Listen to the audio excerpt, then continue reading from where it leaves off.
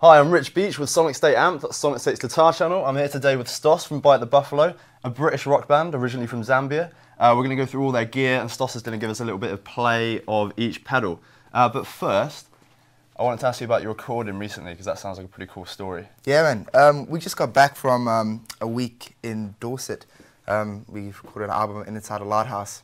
Right. And yeah, it was cool. It was different. We just took down a 4-track tape machine. So you did everything, just commit to tape? Yeah, which is the first time that we've done that. We've been wanting to do that for this album, especially, you know, for a while. But you know, it was our first experience ever using tape, Cool, and yeah, I would actually realize the sort of you can't mess pretty up hard when work. you Yeah, exactly. Yeah, but it's really cool, man, because it pushes you hard. You know, having like those limitations, you know, really forces creativity, and it sounded really good. When's the album coming out? Yeah, we're aiming to get it out by February 2013. Do you know what's going to be called? It's called Blue Lips. Cool, man. Yeah. And I heard that your amp blew up on you when you were recording. Yeah. Just before we went into the studio, it blew up, which is, I cried a little bit, a bit upset. But it turned out to be a kind of blessing in disguise, because I got it fixed by the guy who builds all of John Paul Jones's gear. Right.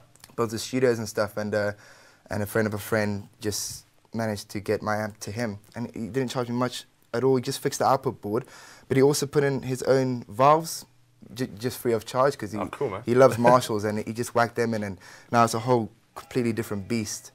So yeah, I'm really chuffed with the fix. All right, man. Well, we'll have a look at the amp later, and then, well, first of all, let's look at the pedals. Yeah. So just take us through what we got, and then, you know, we can plug in and give us a little bit of a play. Cool, man. That's all right. Well, I'll go from right to left. Most important pedal on the board, the Chromatic Tuner. I mean, it's $50. I really didn't want to buy it, but then you know, when playing live, you just need that tuner. It's going to meet everything for you. Very good. This is the newest addition to the board, and it's this guy up north, and Sleeping Dog Effects, and just a regular guy. You know, enjoyed building some pedals, and the guy's a Vintage and Rare. Really love his stuff, and that's Vintage Rare in Bath, yeah, and in London as well. Yeah, and in London, yeah. And those guys really like the stuff that he makes. So so they got him to make his first batch ever, and threw him into Bath. And then when I walked in there the other day, they're like, "Mate, you have to try out this fuzz pedal," and it is incredible, man. I've heard nothing like it. It's real simple fuzz pedal. It's got a mid boost. It's got this bias switch, which I'll show you later what it does. It's unbelievable. I can't wait to hear that. I'm excited already. Yeah. And then we've got Big Muff, which yeah, because why wouldn't you have a Big Muff on your pedal board, man? Yeah, it's just awesome, and yeah, that's just the one that I go to when things get crazy, when we want all the feedback, and yeah, beautiful pedal. This is the rest of our band, because we're just a 2-piece, so this is a bassist and all the playing. You're just guitar and drums, aren't you? Yeah, just guitar and drums. So this presumably adds a lot more kind of variation in terms of the sonic structure of what's going on. Yeah, big time. We do like to riff, and you know, what's a riff without a massive sub bass line underneath it, you know? So yeah, that's what we use that for, just to give everything some balls. Cool, man. And then this is what I'm really interested in. Yeah. I mean, Dan Electro pedals, they make some kind of, you know, they make the little compact pedals, and you know, they're all right. Real like, quirky stuff. Yeah. But that looks like it's on a different planet. Yeah, I essentially just bought it because of the color.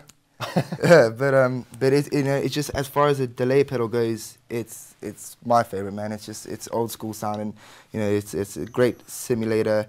It can do some cool stuff. You get the tape warble effect as well. Yeah. You can really put the feedback up and change the speed of it there. So it's just great for studio and great for live stuff as well. You step on there and just put the guitar down, and it does all the work. Wicked. And then got an MXR.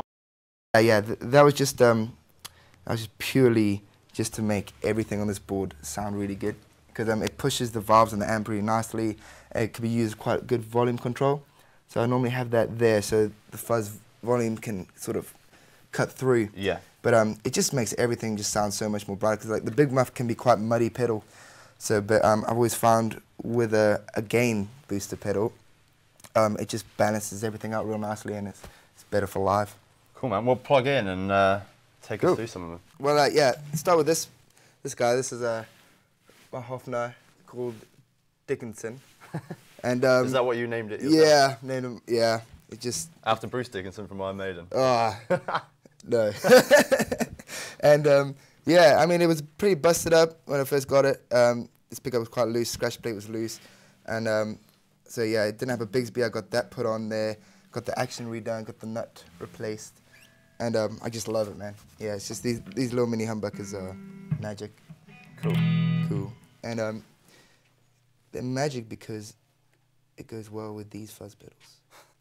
So yeah, this is the Fuzzhound. What this bias switch does is kind of control the feedback stuff, which is really cool because it kind of chews into the signal, so it can play softly.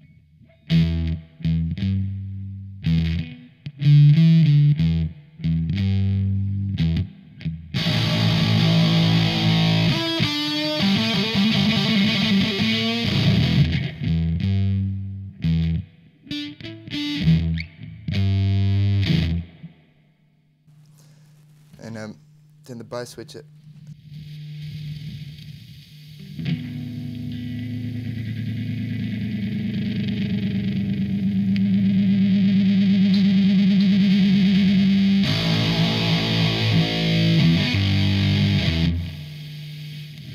That's a really nice feature. Yeah. Because like usually with fuzz pedals, when you're playing through them, like if you're too close to your amp or if you're standing in the wrong position on a small stage, then you've got like a pause in a song where you need to be completely silent. Yeah. And you get Exactly. And we play so loud, I get so much feedback issues, and I'd much rather have that than a noise suppressor or anything like that, because that also sucks tone. I think. it can kill your tone. Yeah. So just having like a bias, it's kind of like having a gate. It's real cool. Sweet. Yeah. Then we all know what this sounds like. Yep.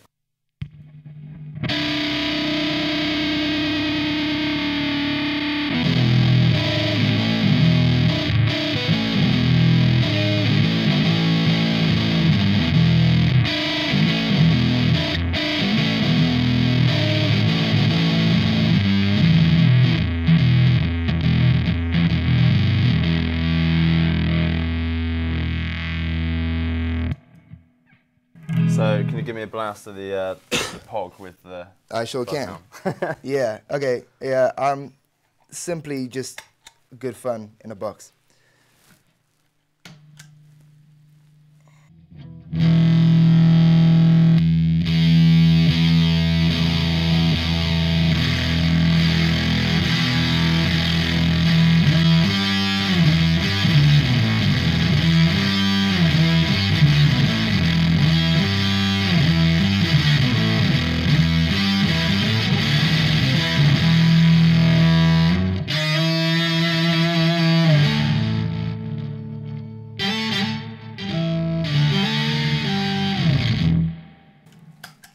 Look at that organ sound.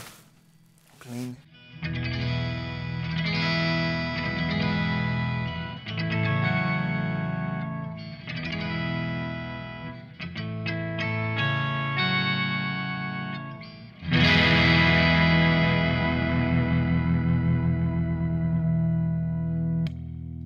I feel like I'm about to praise the Lord now. Right on. So yeah, let's do the real echo then. Oh yeah.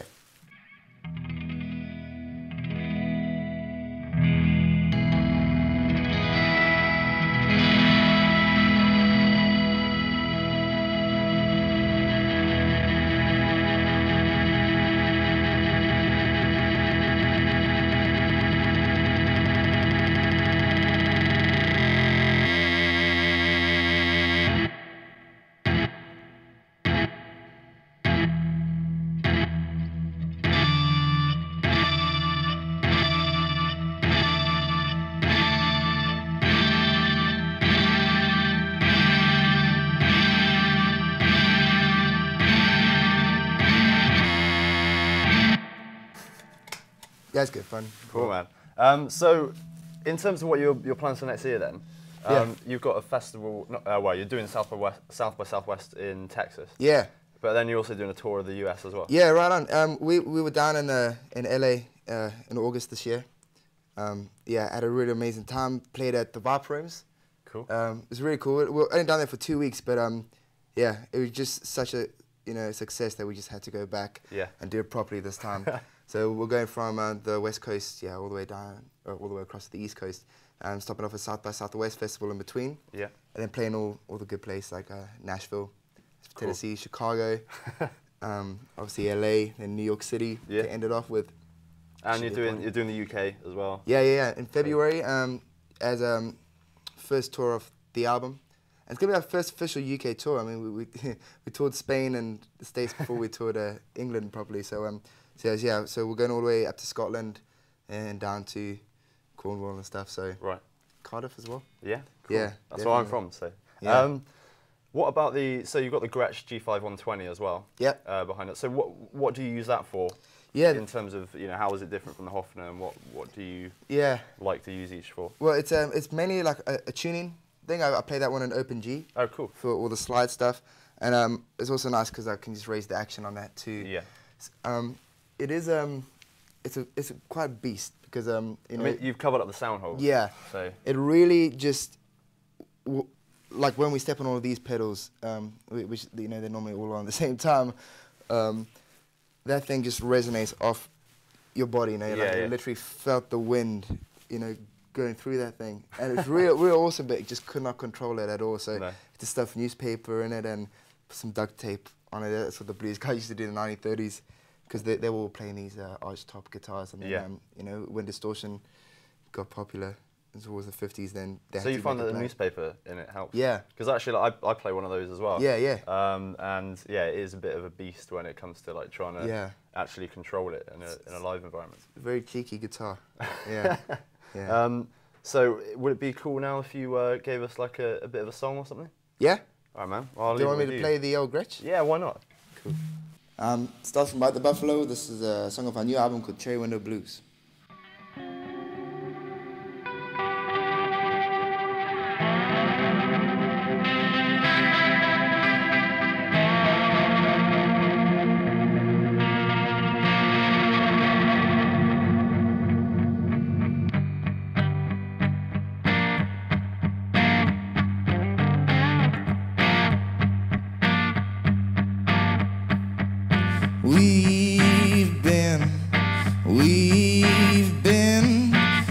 We've been a long way from home.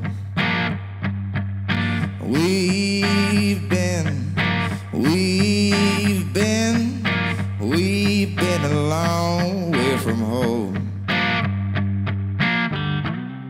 Be our home.